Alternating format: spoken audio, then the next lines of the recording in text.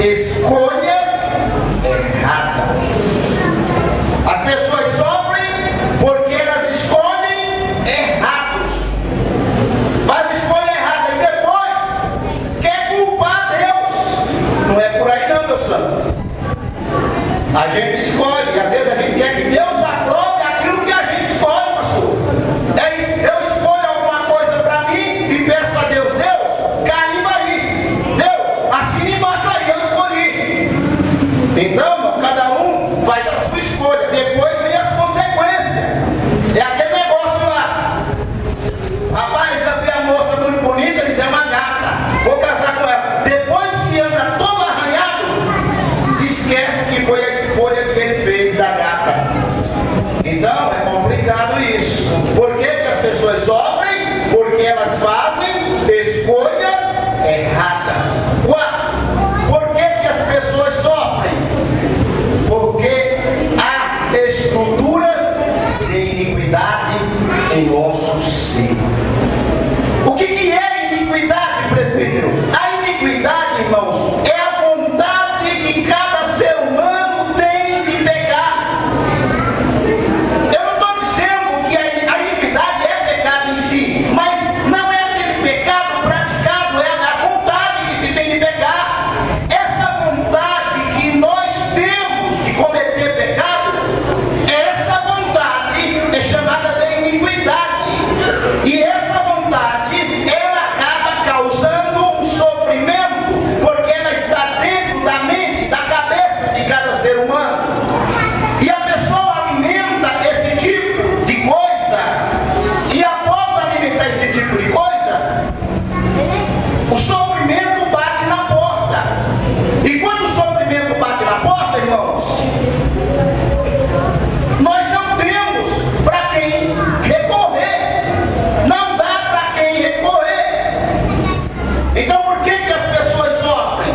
Porque a nossa estrutura está imbuída de iniquidade. E a Escritura nos diz: se eu atender a iniquidade no meu coração, o Senhor não me ouvirá. Por que que as pessoas sofrem? 5. Porque é uma maneira de Deus revelar a sua vontade. Veja que Jó, ele foi submetido a um tipo de sofrimento, e não foi porque ele pecou, não foi porque ele cometeu pecado, muito pelo contrário, até mesmo pelos seus próprios filhos, antes mesmo de pecar, Jó já estava oferecendo sacrifício por eles. Então, meus amados, quando nós somos submetidos a um tipo de sofrimento, nós devemos fazer uma análise na nossa mente. Parar, você é um ser pensante, você pensar por que que esse sofrimento chegou. Será que é porque eu estou no mundo imperfeito? Ou esse sofrimento é porque eu sou um pecador, estou pecando? Esse sofrimento é porque eu escolhi errado? Eu fiz uma escolha errada? E olha que eu mencionei aqui casamento. Casamento é uma escolha que se escolhe para sempre.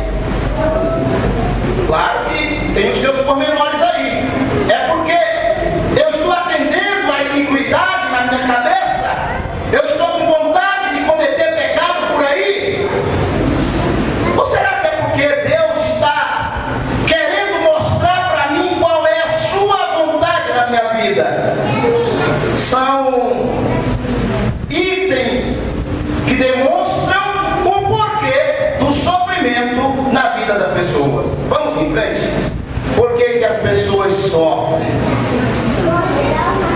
Deus usa o sofrimento para nos disciplinar. Veja lá, Deus usa o sofrimento para nos disciplinar.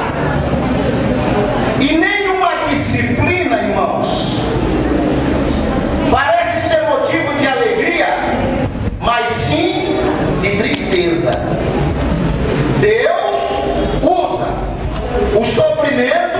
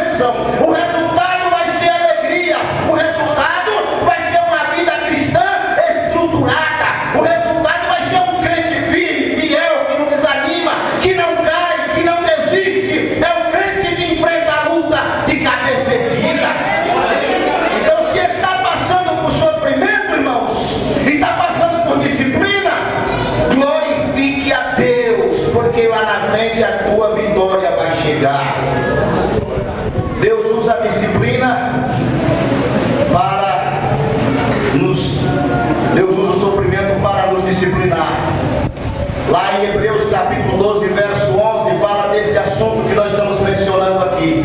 Mais tarde, porém, o sofrimento, mais tarde, porém, ele produz fruto de justiça, paz, para aqueles que foram exercitados. Então, o sofrimento parece que foi para a tua derrota, mas só parece. Lá na frente, o escritor dos Hebreus diz, ele vai produzir fruto de paz, fruto de alegria, fruto de longanimidade, fruto de benignidade, fruto de bondade. Ele vai produzir o fruto do Espírito na tua vida. E as obras da carne, irmãos, elas vão ser deixadas para trás. Então, se o sofrimento está batendo na minha porta, é porque Deus tem negócio comigo. Se a tua vida não tem nenhum tipo de sofrimento, se a tua vida só é bênção, só é alegria, só é isso, e não tem nenhum tipo de angústia, é motivo de você parar um pouquinho e pensar. É motivo de você parar e raciocinar se está tudo bem, se Deus desistiu de você ou não. Mas eu quero dizer nesta noite de olho aberto, Deus não desistiu de você. Deus não desiste desta igreja. Deus não desistiu da minha pessoa. Deus não desistiu de nós. Ele não nos deixou. Louvado seja Deus. Deus usa o sofrimento para nos disciplinar.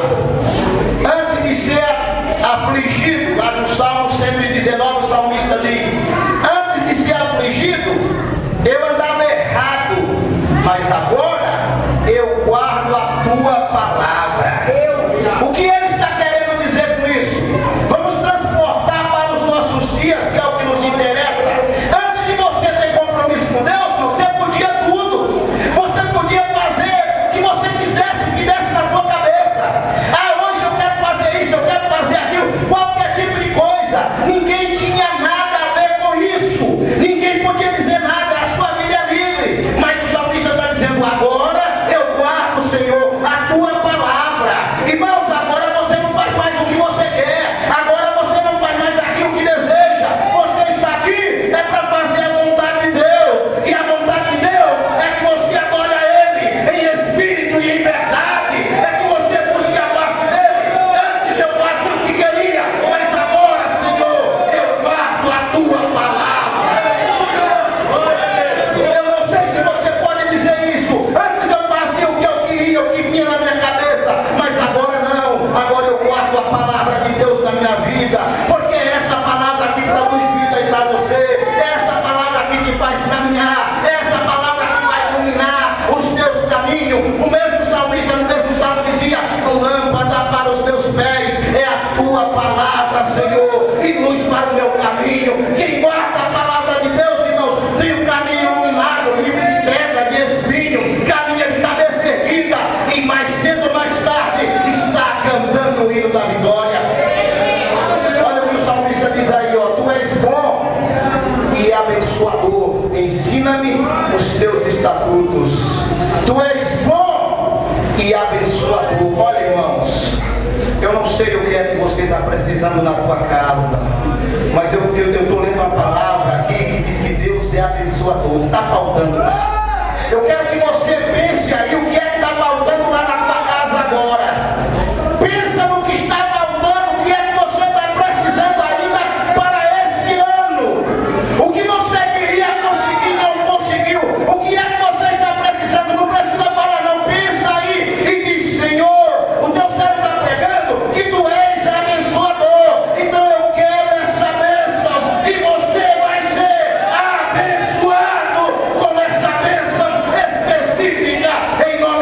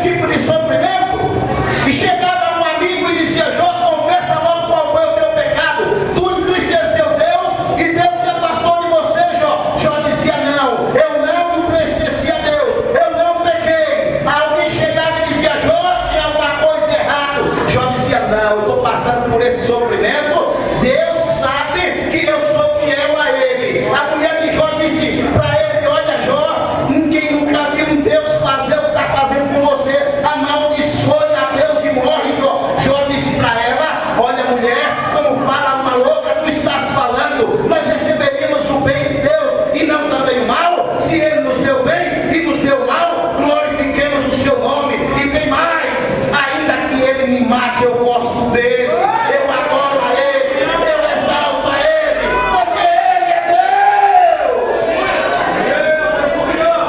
Aleluia. Foi bom ter passado por sofrimento, dizia o salmista. Foi bom ter passado pelo sofrimento para aprender os decretos de Deus na minha vida. Veja aí, meu filho, conhecendo Deus através do sofrimento. Deus usa o sofrimento para revelar o seu amor. É o que está escrito lá no Salmo 130. Deus usa o sofrimento para revelar o seu amor. Vamos ver as características desse Salmo 130. Primeira característica: nós não sabemos quem foi o autor desse salmo. Não se sabe. Em quase todos os salmos aparece lá Davi, Asaf, alguém. Nesse não aparece. Mas ele fala de um eterno, soberano. Vamos ver, vamos descrever. Então não sabemos a sua autoria, mas sabemos que é uma oração que se transformou em canção. Alguém começou a orar, falar com Deus, o eterno, que observa, que vê tudo, que sonda, que conhece, que vê o sofrimento, a angústia, mas que vê também a alegria, que vê a paz. Então essa pessoa começou descrevendo acerca desse Deus eterno, do Yahvé eterno. Ele começou falando disso. Esta oração se transformou em cântico, em canção, alguém louvando e enaltecendo. Terceira característica: é um salmo de peregrinação. É um salmo que mostra o povo de Israel quando eles ainda estavam peregrinos na Babilônia, quando Deus os tirara da Babilônia, tirando daquele sofrimento. Quarta característica: é um salmo que brota uma adoração no meio do sofrimento. Então, no meio do sofrimento, no meio da angústia, no meio da tristeza, no meio de tudo que você pensava que estava perdido, brotou uma oração. Esta oração se transformou em canção, e esta canção se transformou em vitória. Então veja, surgiu um pensamento na mente do salmista. O salmista falou com Deus, orou. Deus se agradou, ele teve vitória. Esta oração ele transformou em canção. E quando ele louvava, irmãos, quando os salmistas, de uma determinada forma, enaltecia, era sinal que Deus estava abençoando e que Deus estava presente no meio da congregação. Isso significa o quê, presbítero? Significa que aquele crente que não louva, que não sabe calcular o valor que Deus tem na sua vida e apresenta o seu louvor a Deus, é um crente raquítico que não cresce, que não prospera, que só reclama. Esta noite não é noite de reclamar, é noite de Jeremias 33:3. Clama a mim e responder-te-ei, anunciar-te-ei coisas grandes e firmes que tu não sabes. É noite de vitória, é noite de levantar a cabeça, é noite de erguer a cabeça como um campeão de Deus e sair dizendo: o Senhor está comigo e eu serei mais do que vencedor. O Senhor está comigo e eu serei mais do que vencedor. Aleluia. Vejamos mais sobre o Salmo 131. Conhecendo Deus através do sofrimento. Vá com calma aí. Vejamos lá o que é que o Salmo nos ensina. O que é que esse Salmo nos ensina? Primeiro, ele nos ensina a orar. Ele nos ensina a orar. Das profundezas clamei a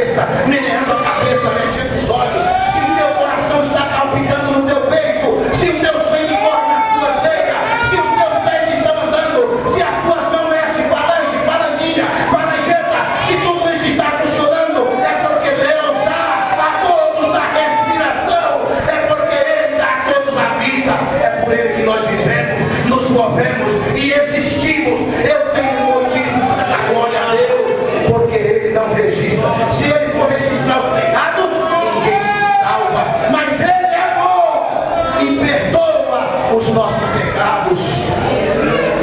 O Salmo nos ensina que o sofrimento nos ensina a esperança. Espero no Senhor com todo o meu ser, e na sua palavra ponho a minha esperança. Espero pelo Senhor mais do que as sentinelas pela manhã. O salmista está dizendo, irmãos, que em Deus ele espera. E tem um adágio popular que diz que a esperança é a última que morre. Mas o apóstolo Pedro, escrevendo a sua epístola, ele disse que a nossa esperança é viva e eficaz. Nós temos uma esperança viva. Olha, irmãos, não desanima do sofrimento não, porque Jesus está vivo. Não desanima da tua luta não, porque Jesus está vivo. Não desanima do teu labor diário não, porque Jesus está vivo. Não desanima dos entes queridos que você perdeu e agora parece que está tudo perdido não, porque Jesus está vivo. E sabe de uma coisa, ele está vivo e ele é o teu Senhor, ele é o teu Deus, o teu Salvador. Que você quiser desanimar, que desanime, mas você não desanima não, vai até o fim, não desanima da luta não, porque a tua esperança é uma esperança viva, é uma esperança viva e eficaz. Aleluia! O Salmo nos ensina que nós devemos pôr a nossa esperança no Senhor, pois o Senhor amou na sua lei a redenção. O que isso significa? Quem põe a esperança em Deus nunca vai deixar de ter a sua alma redimida da morte. Você estava perdido, nós estávamos perdidos, Israel estava perdido, como disse o salmista aí do Salmo 130, mas ele pôs a sua esperança em Deus, e ao pôr a sua esperança em Deus, ele sabia que a sua alma seria redimida da morte. Você é propriedade de Deus. Você tem o selo da promessa de Deus. E quem acredita no selo da promessa de Deus, que é o penhor, a presença do Espírito, não morre, mas passa da morte para a vida. O teu Senhor é o Senhor Jesus Cristo. E ele disse: aquele que crê em mim, ainda que esteja morto, viverá. Eu sou a ressurreição e a vida. E aquele que crê em mim, ainda que ele esteja morto, viverá. Você não está morto, você está vivo.